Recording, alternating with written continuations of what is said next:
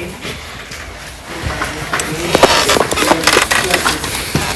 documento formato de la clase. Vamos con los temas básicos y generales de la letra.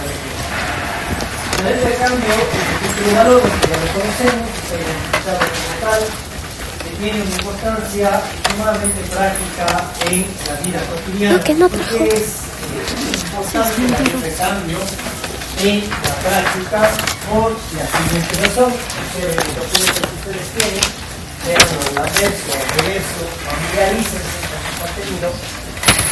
Es porque la letra de cambio no solamente es utilizada en una serie de procesos jurídicos que tienen plenos efectos, sino que además o adicionalmente lo que sucede con la letra de cambio es que esta ha sido el fundamento para la estructuración de otros títulos de valor. ¿Y qué significa la estructuración de otros títulos de valores? Lo que va a significar, lo que va a generar, lo que va a suceder es que la letra de cambio sirvió como base para la reglamentación del pagaré o del cheque. Y esto es incluso mucho más evidente en el caso del pagaré a la orden. ¿Por qué razón?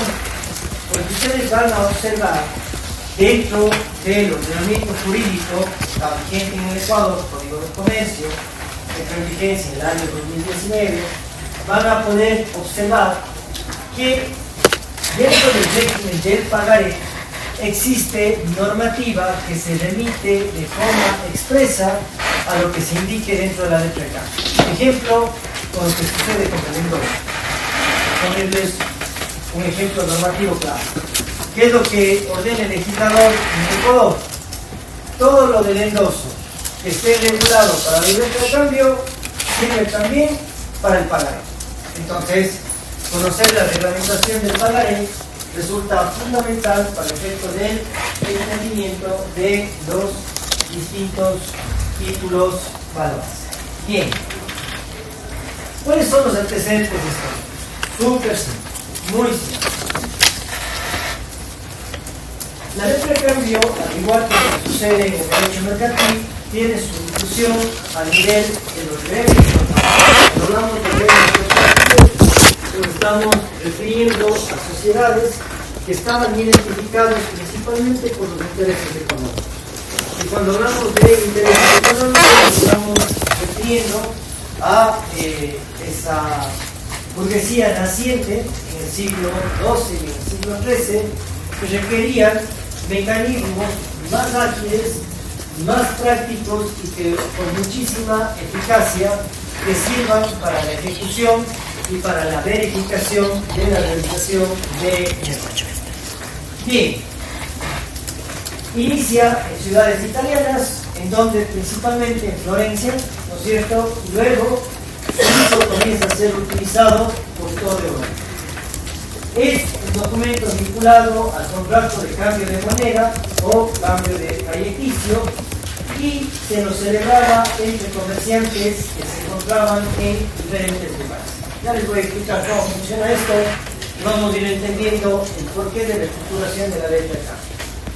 En el siglo XVI, con la cláusula del endoso, que se logra insertar dentro de la propia letra de cambio, esta situación fue uno de los elementos que la doctrina nos enseña que fue vital y fundamental para la generalización del uso de la letra de cambio. Es decir, llegar a comprender o a asimilar que la letra de cambio podría ser entregada a diferentes personas que no la habían suscrito y que generaba derecho para aquellos en el que simplemente se determinaba, se especificaba quién iba a ser el beneficiario del derecho de crédito contenida en la letra de cambio. Y que básicamente se convertía en quién? En la persona que podía exigir los montos, los valores que debían materializar. Bien, el derecho de crédito que se establece dentro de la letra de cambio a favor de personas que no estuvieron presentes al momento de emitir la letra de cambio, lo que generó es que básicamente este instrumento vayan haciendo cuentas desde qué momento está vigente hasta la actualidad, hasta la modernidad, siga siendo un instrumento mercantil, una institución jurídica mercantil que sigue teniendo plena eficacia hasta el momento. Ahora, con la entrada en vigencia del nuevo Código de Comercio, se modificaron las reglas de la letra de cambio casi. La letra de cambio, pagaré, tiene medio la lógica de lo que sucede con el Código Civil. Está bien hecha, está bien redactada, gracias a Dios nuestros asambleístas no querían tocar. ¿Sí? Y por eso sigue estando en vigencia a pesar de todo el tiempo que ha pasado, sobre todo por su utilidad. Bien, ¿cómo funciona la letra de cambio? Veamos en los antecedentes históricos. Son elementos súper generales, no quiero demorarme mucho en estos temas, pero ustedes van a entender el porqué de la estructuración de la letra de cambio. Si ustedes leen el formato, lean el formato de la letra de cambio, lo que entienden, ¿a qué se parece? ¿Quiénes le llama la atención el formato de la letra de cambio? No sé qué se pone aquí. De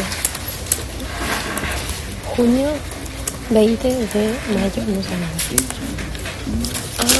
Listo, sería pagar por esta cantidad de dólares con el interés de por ciento anual desde exímese representos en conceptos de pagos y comercio por cuenta de los hechos a este web, dirección de carga. ¿A qué se parece?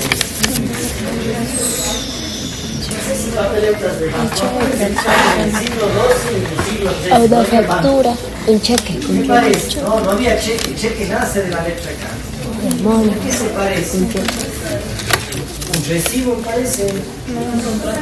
El recibo dice yo recibo. Pero si ustedes leen la letra de cambio, dice, oiga, páguese a la orden de. Parece más la orden que se está otorgando a alguien o no. Es como un comunicado, no sé si es que se puede observar. Ustedes van a ver, páguese a la orden de, van a ver espacios para firmas, van a ver firmas en la parte anterior, en la vuelta van a ver firmas en la parte posterior, van a ver en el primer párrafo un espacio para firmas. No le paren bola al texto que dice por aval o por endoso, porque esas ya son temas de garantías o de endoso. Concéntrense solamente en la parte adversa y en el primer párrafo, ¿no es cierto? Siempre hay un espacio para firmas y seguramente en el formato que ustedes están observando, en la primera línea se inicia con la palabra aceptación. No sé si se refiere, no sé si estamos todos. Aceptación protesta. Sí, hablan de aceptación. La pregunta es, a mí me llamó la atención cuando me enseñaban la letra de cambio, y no me explicaban de esta forma, ¿por qué hay dos espacios para firmas? En principio, ¿quién debería firmar esta letra? Por su lógica. ¿Quién cree que debe firmar? El deudor, ¿es cierto? Es lo lógico. ¿Por qué? Si no firma el deudor, vaya y persíguese y diga ahora si uno no quiere que se pague. Yo creo que aquí firma el deudor. Resulta que si ustedes Firma revisan del deudor. 113 y 114 del Código de Comercio, Creo que aquí firma ven el los deudor. requisitos que debe tener la letra de cambio, adivinen qué, no está como requisito de validez la firma del deudor. ¿Cómo es eso? Vamos a ir a entender. Revisen, no me hagan caso, no me crean. Sean curiosos, revisen el Código de Comercio, vean los requisitos para la validez de la letra de cambio, va a estar obviamente teniendo que estar plenamente identificado el beneficiario, pero no le dice, oiga, la firma del deudor tiene que estar plasmada. Eso sí genera un problema práctico para el momento que cobra, pero ya les anticipo, no es un requisito de validez. ¿Esto les confunde o no? Es completamente confuso. Si ustedes cogen la letra de cambio y revisan los requisitos de validez de la letra de cambio, hay requisitos que son subsanables y no subsanables. Y si se van al 115 van a encontrar cuáles son los requisitos subsanables. ¿Cuáles son los requisitos subsanables? Por ejemplo, el lugar de pago. Si no se especifica, se entiende que es el domicilio de uno de los suscribientes. Por ponerles un ejemplo, nada más. Pero si ustedes revisan los requisitos, les vuelvo a insistir, de la letra de cambio, validez de la letra de cambio, no van a encontrar la firma del comercio. Ahí, el que coge el código de comercio sin entender la institución de la letra de cambio, o se memoriza, o lo hace mecánicamente y nunca lo va a entender. Bien, les voy a explicar por qué está estructurada así la letra de cambio. Acuérdense, imagínense, siglo XII, siglo XIII, aunque les cueste entender o visualizar esa vida, no había celulares, no había internet, no había comunicación, no había transferencias bancarias. Estoy siendo sarcástico, solamente para ubicarnos en espacios. ¿Cómo se podían hacer negocios? Se hacían negocios a través de la facilitación de documentos que lleguen a tener certeza. Bien, ¿y qué problemas habrían tenido las personas que hacían negocios? Los problemas de las personas que hacían negocios en aquella época era muchas veces, como sucede ahora, la inseguridad a la cual ellos estaban expuestos. ¿Por qué razón? Porque si es que hacían negocios, podían llevar mercadería o podían llevar recursos, monedas, dinero, y habrían sido presa fácil o apetecida por los delincuentes de la época, por lo que sí. Ese era uno de los problemas. Sin ir muy lejos, ayer ustedes saben, se inauguró uno de los moles más importantes a nivel del país. ¿Y quién inauguraba? El presidente ejecutivo del grupo Ortiz, el ingeniero Patricio Ortiz, contaba ayer y decía, ayer me preguntaron cómo empezamos. Les decía, mi padre empezó a lomo de mula a negociar el producto, suela de zapatos y café. Así empezó el grupo Ortiz. Y eso, ¿hace qué tiempo? Hace 75 años, hace 80 años. Imagínense en el siglo XII y en el siglo XIII. Debe haber sido súper complicado hacer negocio. Bien, ¿cómo surge la letra de cambio? Imagínense ustedes que son mercaderes y que llevan su producto, ¿no es cierto? Van llevando su producto y van visitando las diferentes localidades, ¿no es cierto? Y vendían su producto, ¿no es cierto? Entregaban su producto. Ya había moneda, o existían elementos transaccionales. Ya no existía el break, la sociedad ya había avanzado y existían monedas de cambio, plata, oro, cobre, etc. Bien, ¿cuál era el problema? Se generaba el cobro por parte del mercadero o del comerciante, avanzaba en su viaje y ¿qué es lo que sucedía? Se generaba una serie de elementos de inseguridad que hacían que pierdan las ganancias de las ventas que habían hecho. Entonces, los comerciantes, que generalmente es gente muy inteligente, dicen, tenemos que crear un mecanismo que genere confianza en los mercaderes. Porque era un problema no de uno, era un problema de todos los que se hacen. Entonces surge la idea de este documento, de la letra de cambio. Entonces, el mercader que le vendía al cliente en una localidad, entregaba una carta, ¿no es cierto? Le entregaba una carta. Y le entregaba una carta, pensé que yo era el mercader, iba a la casa de, a la casa de Angélica, le vendía mi producto, le entregaba mi producto y Angélica me quería pagar. Pero yo tenía que continuar con el trayecto. Sí, tenía que continuar con el trayecto. Entonces, ¿qué es lo que sucedía con Angélica? Angélica me decía, vea, yo tengo este dinero, usted no quiere cobrarme porque usted continúa con el trayecto y tiene que llegar a la ciudad, a la provincia más lejana, y ahí también va a comprar producto, pero usted no quiere o no le interesa llevar las monedas en el bolsillo. ¿Sí? ¿Qué es lo que hacía la Angélica?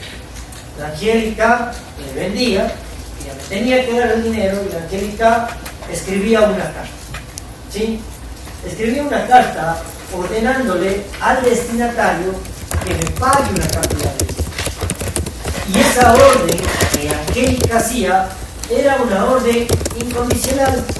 Les va sonando los requisitos. Era una orden que no estaba sujeta a ningún tipo de condición, a ningún tipo de pregunta. No estaba sujeta a ningún tipo de circunstancia previa que debía cumplir, sino únicamente a que yo llegue con esa carta a donde el destinatario le muestre la carta a ese destinatario que le conocía a Angélica, que ya habían tenido alguna transaccionalidad, y que ese destinatario, solamente viendo la carta de Angélica y la firma de Angélica, incluso se dice que inicialmente, desconociendo hasta mi identidad, proceda simplemente al pago. ¿Por qué razón? Por la orden que daba Angélica. ¿Les va sonando cómo va el tema? Entonces, ¿cómo se cuenta esta historia? La historia es la siguiente. Hacía la venta, la Angélica no me daba el dinero, a mí no me interesaba cobrar en ese momento, me tenía que ir a otra localidad. La Angélica me decía, verá, aquí está la carta, que ahora sabemos que es la letra de acá, ¿no es cierto? Y yo voy a identificar que el beneficiario, pongamos, para que sea lo más parecido a lo que existe ahora, el beneficiario páguese a la orden de señor Juan Carlos Cordero la suma de tanta cantidad. Y este documento, usted a quién le tiene que mostrar? Le tiene que mostrar a Gabriel. ¿Sí? Cuando llegue a esa localidad, le busca a Gabriel, le entrega la carta y él le va a pagar. Bajo esa lógica, ¿quién se convierte en el deudor de la obligación? El Gabriel. Y el Gabriel había firmado esa letra de cambio cuando yo la recibía. No, ni siquiera estaba presente. Entonces, yo me iba con la carta de Angélica, hacía el recorrido, llegaba al lugar al que tenía que llegar, preguntaba por Gabriel, me presentaba ante Gabriel, le entregaba la carta que había emitido Angélica, y Gabriel, seguramente, ahora sí interesantísimo, ¿no? Habrán sabido poner algún sello, algo que falsificaciones siempre habrán existido, ¿no? Habrá existido algunos rasgos precisos para saber que ese documento había salido de Angélica. Y yo a veces me emociono contando esto, porque solo de imaginarme digo, qué genios que han sido siempre los comerciantes. Llegaba con la carta y le daba a Gabriel. Gabriel revisaba, observaba, veía seguramente la caligrafía, veía seguramente la tinta, veía seguramente los datos del papel, los sellos que en ese momento se utilizaban. Y Gabriel, ¿qué es lo que hacía? Revisaba el documento, aceptaba el documento. Revisen el Código de Comercio, hay un título que dice sobre la aceptación. El Gabriel, que no había firmado el documento, veía el mismo, el contenido, lo aceptaba como orden dada por Angélica y procedía a cancelar. No me preguntaba nada, no decía qué pasó, qué sucedió, qué le vendió, en cuánto le vendió, qué condiciones dijo, nada. Gabriel verificaba esa orden y procedía inmediatamente al pago. Esa figura que se parece actualmente al cheque o no se parece al cheque. ¿Cierto? Le doy la orden al Banco de Pichincha, el Banco de Pichincha llega a mi acreedor, presenta mi cheque y el Banco de Pichincha procede al pago. Sí, la letra de cambio funciona o se estructura de igual manera. Por eso es que yo ya les anticipo, la letra de cambio está estructurada a través de la participación de tres partes. ¿Cuáles son las partes? Primero, aquella parte que se le denomina como el girador. En el ejemplo que yo les doy, ¿quién era el girador? ¿Quién era la que emitía? El emisor de la letra. La Angélica, ¿no es cierto? La Angélica. Era la Angélica. Bueno, no entienden, me dicen. Que ellos son los más didácticos. Perfecto. Luego aparece la figura de el girado. En términos más simples, viene a ser el obligado. La pregunta es, en este ejemplo que les doy, ¿quién es el obligado? Gabriel, ¿no es cierto? Aquí era Angélica, aquí era Gabriel. Y por último, existe una tercera parte, y así está estructurada en nuestra ley la letra K. ¿Cuál es esa tercera parte? Esa tercera parte es el beneficiario, que viene a ser el acreedor de este derecho de crédito. En nuestro ejemplo, ¿quién era el beneficiario? Yo. ¿Sí? Estamos. Entonces, Ahora se comienza a entender. Yo les dije, si ustedes revisan los requisitos de validez de la letra de cambio, no se necesita la validez de la letra de cambio, la firma de el girado para la letra de cambio. Cuando hablamos del cheque, la cosa cambia, ya vamos a ver por qué. Pero en el caso de la letra de cambio, si en el ejemplo que les doy, vamos de nuevo al ejemplo, porque estamos viendo nada jurídico. Yo me presentaba ante el Gabriel, y el Gabriel no aceptaba la letra de cambio. El Gabriel decía, no le debo a Angélica, la gente está loca. ¿Cómo le va a mandar con esto? Y esta es la firma de ella, este es el documento de ella, esta es la tinta que utilizaba. Yo ya le pagué, yo ya cancelé, ya no tengo obligación pendiente con ella. Yo creo que Angélica perdía toda credibilidad en un nicho o en un gremio que tampoco es como el de ahora, porque ahora hay emprendedores a granel. Antes los comerciantes, acuérdense, eran clases de élite. Sí, eso de que el negocio es lo que vale la palabra no es un hecho que nació, es un hecho que se generaba de los gremios comerciales de la época, en donde la palabra tenía que tener un peso, porque si usted incumplía con la palabra, ¿quién iba a hacer negocios con usted? Pero pensemos que Angélica era una tramposa que ordenó que el Gabriel pague y resulta que Gabriel no aceptó esa orden de pago incondicional. ¿Quién pasaba a ser obligado? O yo me quedaba sin cobrar nada.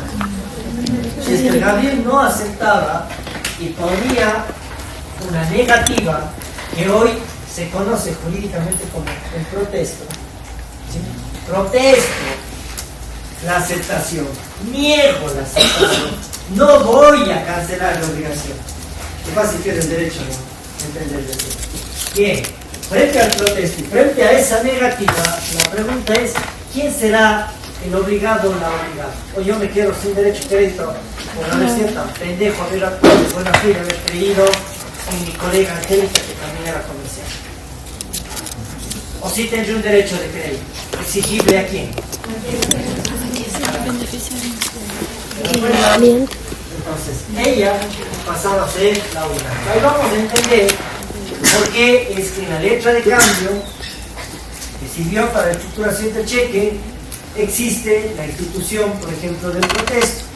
¿Cuánto puedo exigirle al girador el cumplimiento del pago cuando existe el protesto?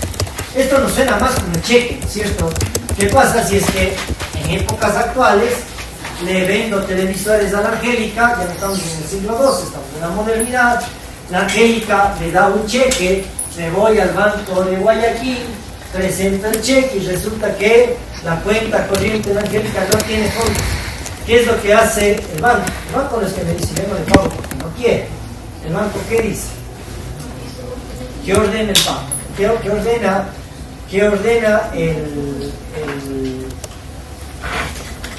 el banco? ¿Qué es lo que solicita el banco? ¿Qué es lo que hace el banco? Protesta. ¿Por qué no puedo pagar? Porque fondos insuficientes. No existen cheques. Me devuelven el cheque.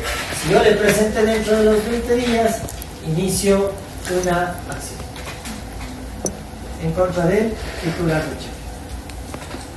Entonces, esto, imagínense, hace varios años. Bien. ¿Qué pasa en la letra de cambio? Ya les anticipo. En la letra de cambio ustedes van a Juan Carlos, ustedes lo que están diciendo es mentira.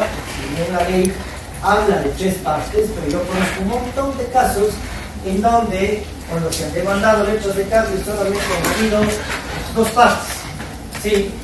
Porque ya vamos a ver qué es lo que prevé nuestra legislación. La legislación no exige que necesariamente la letra de cambio intervengan estas 3 partes, sino que una parte puede tener una dualidad.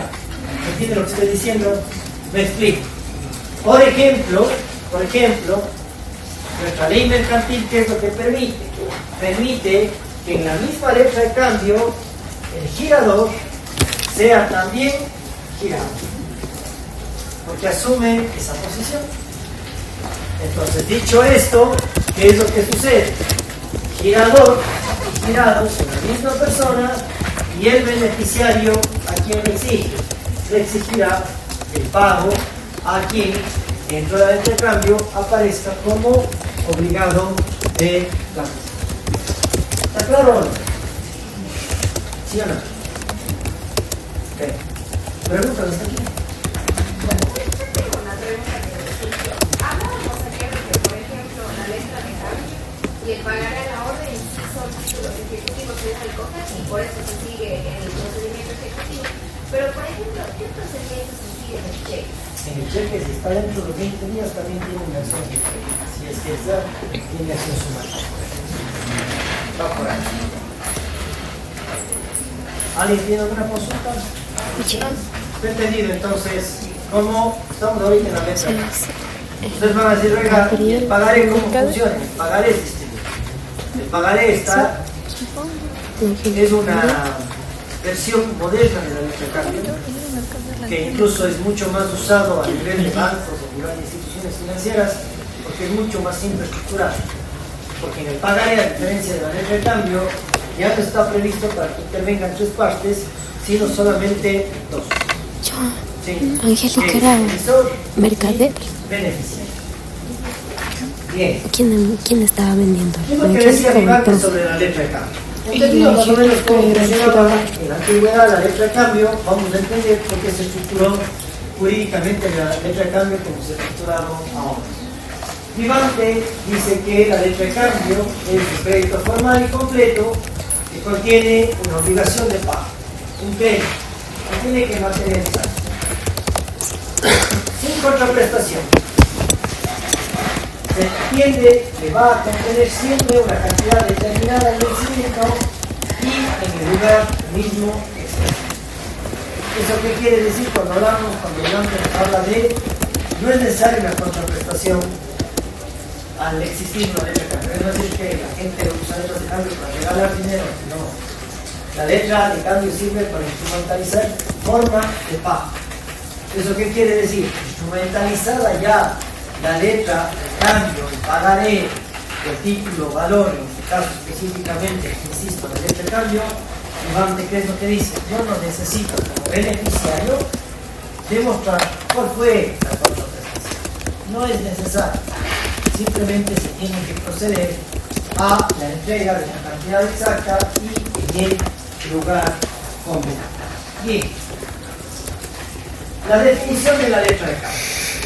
En la definición de la letra de cambio vamos en primer lugar a establecer algo. En la letra de cambio, en los formatos que ustedes tienen, revisen todos por favor. ¿Hay alguna invitación al cumplimiento de lo que yo estoy solicitando? ¿Hay alguna prerrogativa?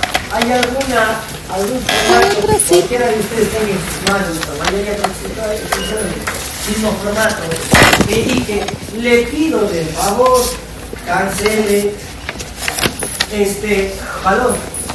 Hay alguna que dice, valore si es que se debe cancelar el monto establecido dentro de este documento. Creo que ninguno. ¿Por qué? Porque en la letra de cambio, la primera línea que ustedes van a encontrar es páguese a la orden. La letra de cambio contiene que no una solicitud, contiene una orden condicional de pago. ¿Sí? Por eso es ejecutivo en la vía procesal. ¿Se dan cuenta? Ejecuta un derecho ya existente, no es declarativo. Una letra de cambio no vamos a discutir si el derecho existe o no. Por eso es que tiene una vía ejecutiva y como vieron ustedes, solamente tiene la primera instancia y tiene la apelación.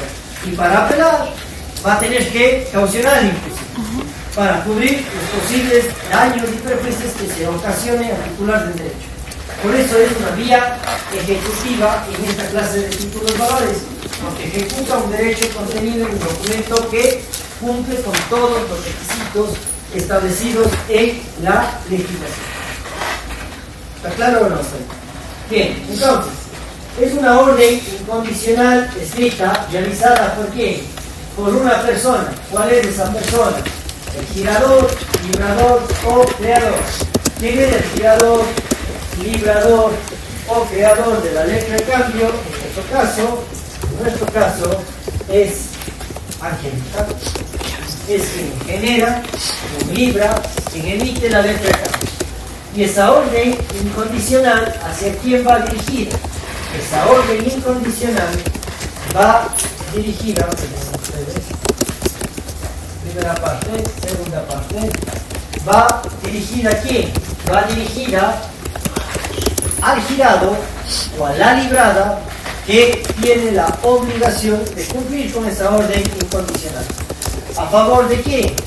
A favor de una tercera persona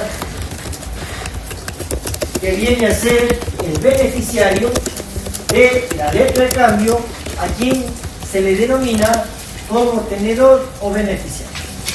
Y la letra de cambio generalmente establece que esa orden incondicional de pago dirigida al girado o librado se la tendrá que hacer en un plazo que se encuentra también determinado dentro del título valor, específicamente la letra de cambio. Ahora, es necesario, es una condición de validez de la letra de cambio que el documento tenga siempre un plazo para el cumplimiento de esa cantidad, ¿o no? No. ¿Por qué razón? Porque la letra de cambio puede ser instrumentalizada para que sea pagadera a la vista. ¿Sí? ¿Qué es lo que sucede con el cheque? En el cheque, si usted tiene un cheque postfechado, que además es ilegal dentro de nuestra legislación, es otro tema. Pero el cheque, por ejemplo, es un título valor crediticio que es pagadero a la vista. Presento para el cobro, se tienen que cancelar inmediatamente. ¿Está claro? ¿Se entiende o no? ¿Está clara la definición de la letra de cambio?